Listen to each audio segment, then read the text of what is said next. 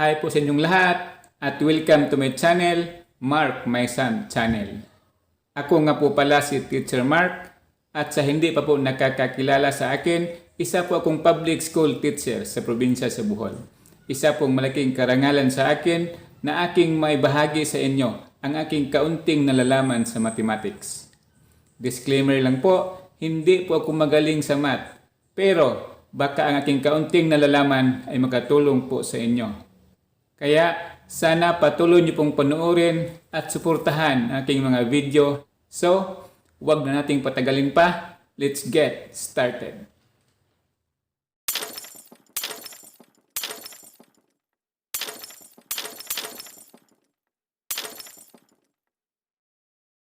Magandang araw sa ating lahat at muli ay welcome po sa ating pag-aaral ngayon.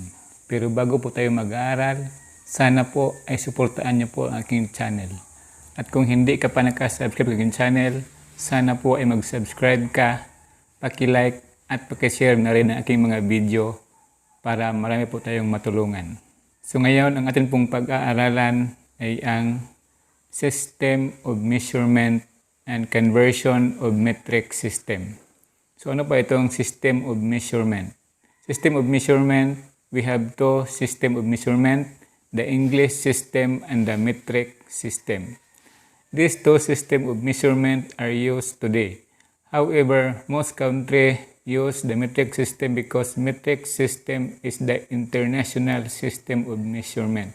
So, ang metric system, yun po ang ginagamit most of the countries today because ito po ang ating international system of measurement. Ibig sabihin, maintindihan po ng lahat. English system, example po ay ang miles, yung mga yard, yung mga inches. Yun po yung example ng English system. Sa metric system, yun po yung kilometer, yung mga kilogram, at saka yung mga letter. Yun po yung example ng metric system. We have basic units or the base unit of metric system. Number 1 is the meter for length or linear measure. Sa length po, meter po ang ating gagamitin. Gram for weight and mass measure. Liter for capacity or volume measure. Kapag capacity po, liter po ang ating gagamitin. Kapag mass naman, gram po at saka linear, meter. So meron po tayong mga prefixes na ating ikakabit dito sa ating basic units or the base unit of metric system para po magkakaroon ng iba't ibang value. Ito po ang mga halimbawa. Ang mga prefixes ay ang kilo, hekto, deka, din yung basic, desi, sinti at mili. Ito po yung mga prefixes na ating ikakabit sa ating units na meter, gram, at liter para magkakaroon po ng mga iba't ibang value. Then meron po tayong meaning. So sa meter, prefixes na kilo, then yung meter magiging kilometer or km. Hekto, magiging hectometer or hm. Deka, then decameter or dkm. Then sa basic is meter. Desi, magiging decimeter or dm. Sinte, magiging centimeter or cm. Mili, magiging millimeter or mm. Pagdating naman po sa gram, yung kilo plus gram, magiging kilogram or kg. Hekto, magiging hectogram or hj. Deka, magiging dekagram or dkg. Then sa basic is gram. Desi, magiging decigram or dj. Sinte, magiging centigram or cj. Mili, magiging milligram or mj. Dito naman po sa liter, kilo plus liter, magiging kiloliter or kl. Hekto, magiging hectoliter or hl. Deka, magiging decaliter or dkl. Din sa basic, liter. Desi, magiging deciliter or dl. Sinte, magiging centiliter or cl. Then mili, magiging milliliter or ml. Then ang meaning po ng kilo means thousands. Sa hekto, hundreds. sa deka, tens, sa basic, ones, sa dise, tenths, sa sinte, hundreds, sa mili, thousands. So ito po ang mga prefixes na ating ikakabit dito sa ating basic units na meter, gram, at liter para po magkakaroon ng iba't ibang value. Yun pong pinakamalaking value ay ang kilogram at ang pinakamaliit na value ay ang mili. So, ito na po ang sequence, kilo, hekto, deka, then yung basic, dise, sinte, at mili. So, how to convert from one unit to another unit of a metric system. Example, 85 kilometer into how many meter? Example number 2, 155 millimeter into how many meter? So, paano po yan i-convert? Procedure, to convert from bigger unit to the smaller unit, multiply by 10 in every unit. So, kung nagsimula sa malaki, example sa kilometer, then into how many meter, ibig sabihin bigger unit to smaller unit, so multiplied by 10 in every unit or in every prefix. To convert from smaller unit to the bigger unit, divide by 10 in every unit or in every prefix. So, kung nagsimula sa maliit, gawing malaki, divide. Kung yung malaki, gawing maliit, multiply. Or ito, kung nagsimula sa taas, papunta sa baba, yun ay times 10. Yung arrow po nagmula sa kilo hanggang sa mili. Ibig sabihin, mula sa taas, pababa, yan po ay times 10. Kasi po yung nasa taas, yun pong pinaka-bigger na value. At yung nasa baba, yun po yung pinaka-maliit na value. Ibig sabihin, bigger to the smaller. So yan po, times 10. Sa kabila naman, yung arrow pataas, papunta sa itaas. Ibig sabihin, from smaller to bigger. Yun po ay divided by 10 in every prefix. So, yun po ang procedure. So, example tayo. Number 1, 85 kilometer into how many meter? The number 2, 155 mm equals or how many meter. So, ito, number 1, yung ating unahin, number 1, 85 km. Then, equals tayo. Kailangan po mayroong km para atin pong ma-cancel. So, dapat yung nasa baba ay km. So, ano po ang kasunod ng km? So, that is hekto. So, 10 hectometer. Ang 1 km is 10 hectometer. Kaya, nilagay natin sa baba 1 km para makancel yung km sa 85. Then, ang 1 km, that is 10 hectometer. Kasi po, times 10. Then, equals, kasi 85 km into how many meter? So, hanggang meter tayo. Again, 85 km into how many meter? So, hanggang meter tayo. Dapat yung nasa taas ay in meter. So, dito sa ating ginawa, HM pa. So, kulang pa po tayo hanggang meter tayo.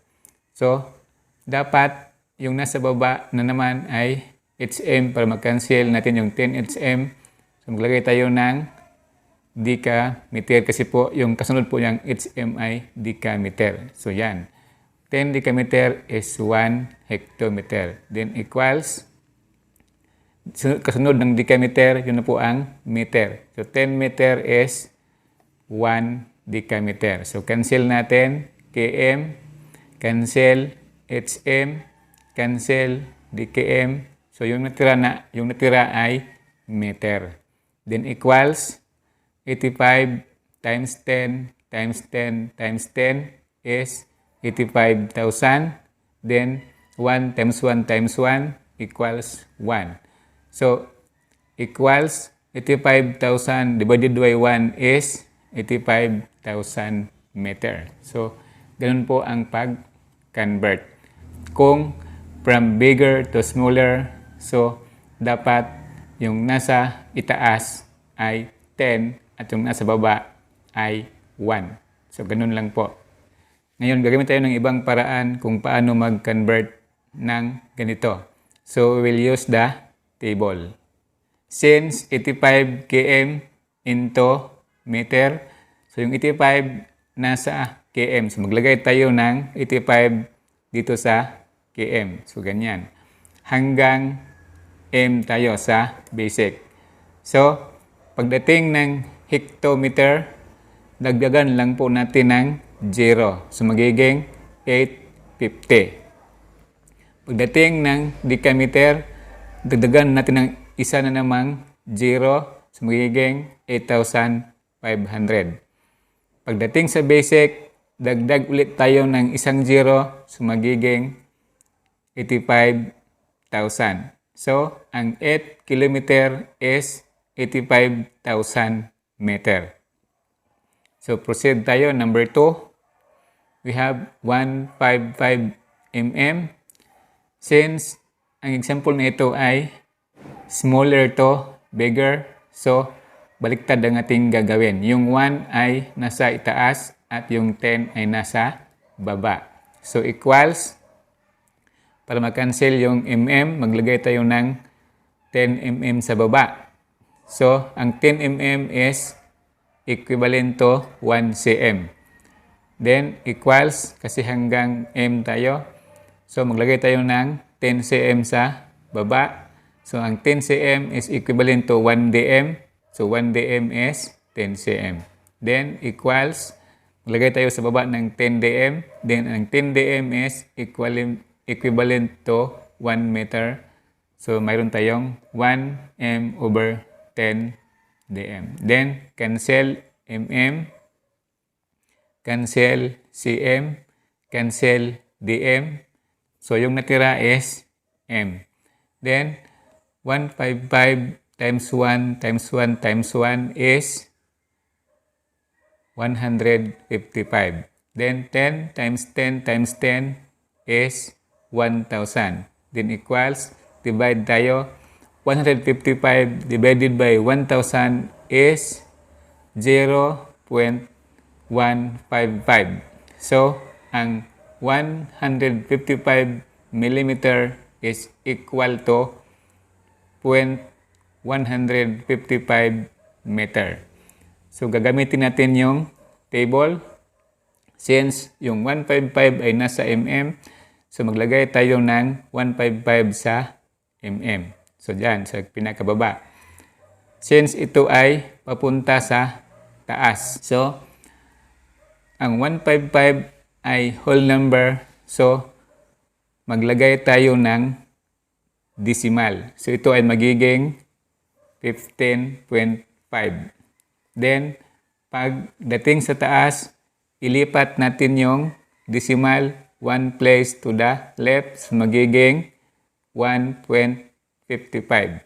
Then, ilipat na naman yung decimal one place to the left. So, magiging 0.155. So, ganun po. So, nasa inyo na po kung alin dito ang inyong gagamitin. So, sana po ay inyong naintindihan. So, magbigay pa po tayo ng ibang halimbawa. So, ito, number 3 example is 3.15 kilogram into how many gram?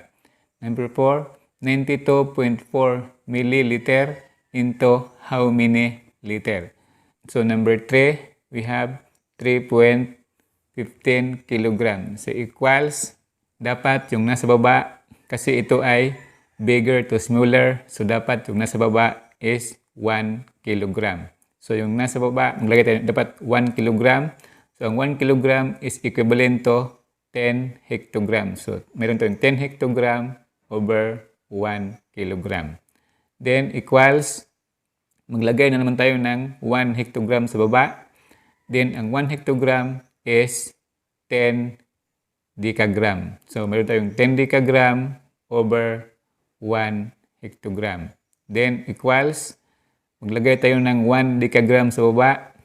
Ang 1 decagram is 10 gram. So, meron tayong 10 gram over 1 decagram. So, cancel kilogram.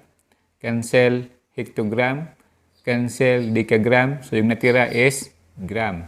Then equals, so times 3.15 times 10 times 10 times 10. So equals 3,150.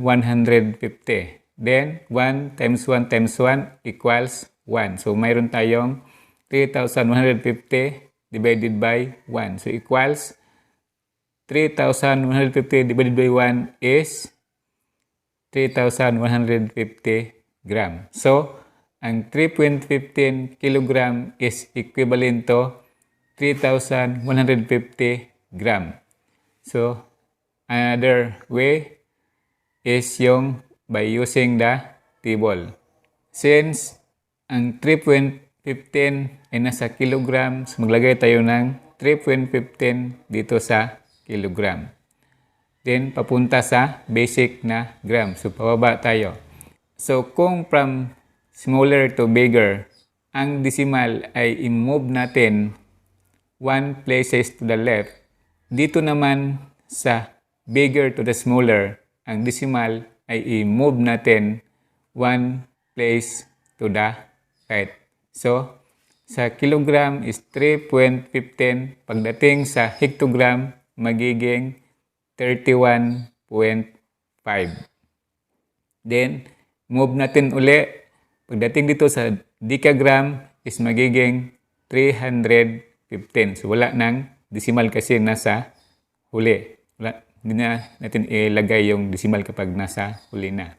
Then, since wala na itong decimal, pagdating dito sa gram ay dagdagan na lang natin ng 0.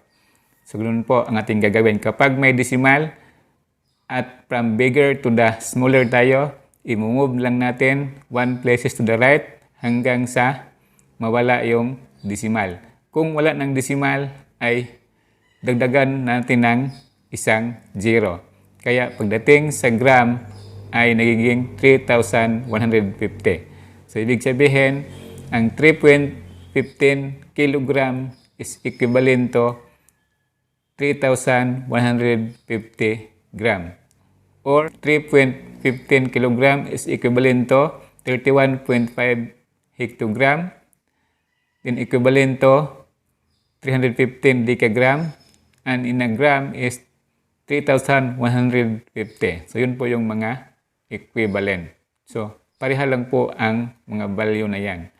Kahit 3.15, kasi nasa kilogram naman, pagdating sa hectogram, 31.5 naman ang kanyang value. So, dapat tandaan natin ang sequence ng mga prefix para hindi tayo mahirapan. Kasi po, kung mayroong mabaliktad dyan, mali na po ang ating sagot. So, sa example number 4, we have 92.4 ml. So, sa example na ito ay from smaller to bigger. So, ang ating 10 ay nasa baba at ang ating 1 ay nasa taas. So, equals, para makancel natin yung ml, maglagay tayo ng 10 ml sa baba. Then, ang 10 ml is equivalent to 1 cl. So, 1 cl over 10 ml.